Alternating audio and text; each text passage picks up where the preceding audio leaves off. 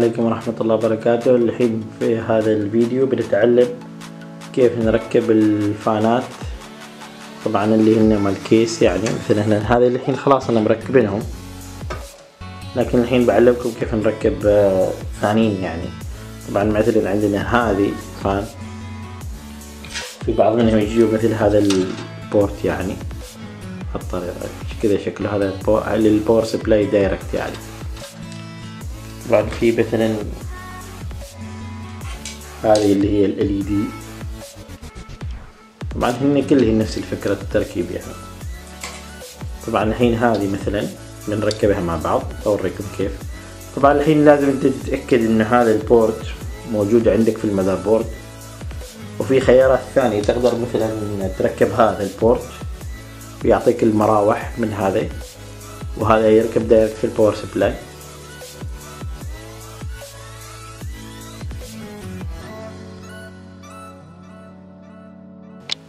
والحين انا خلاص راح اركب هذا الفان دايركت على المذر بورد. طبعا انا عندي فتحات مذر بورد، يعني عندي اقدر اركب فانات او مراوح 3 عادي يصير يعني. الحين انا مركب 2 وراح اركب الثالث.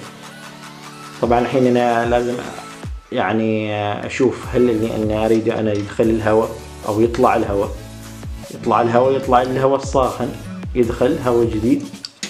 ومثلا الحين هذه بهالطريقة، يعني بهذا المكان الحين راح يدخل الهواء.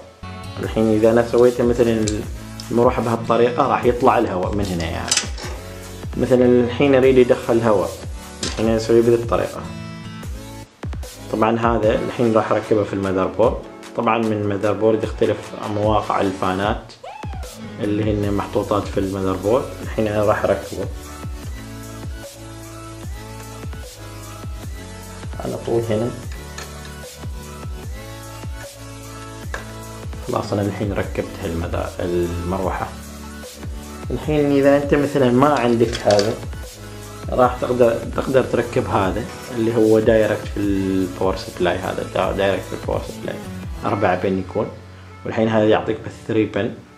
طبعا هذه المروحة اللي انا راكبينها الحين هذا 3 بن، دائما تكون 3 بن اللي موجودات على المذر بورد، باستثناء اللي هو السي بي يو فان دائما يكون 4 بن يعني.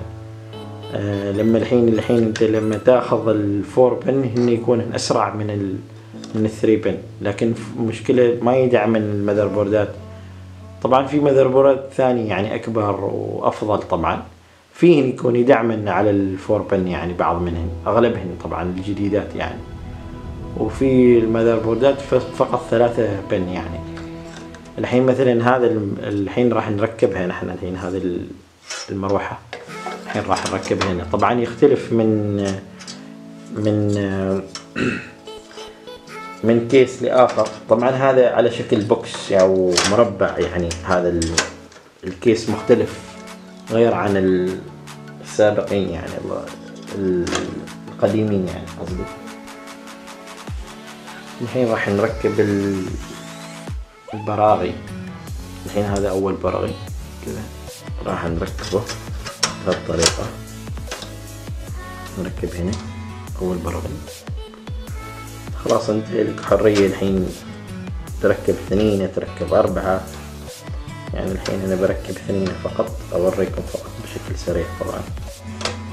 طبعا انا دائما هدفي اني اوريكم بشكل سريع، يعني ما في داعي اني انا اخذ وقت كبير يعني في المقاطع مالي. طبعا خلاص انا بهالطريقة يكون خلاص نحن ركبناها. طبعا هذا ثاني برغي، طريقة جدا سهلة، بس نرتب الكيبلات. انا الحين بركب 2 فقط.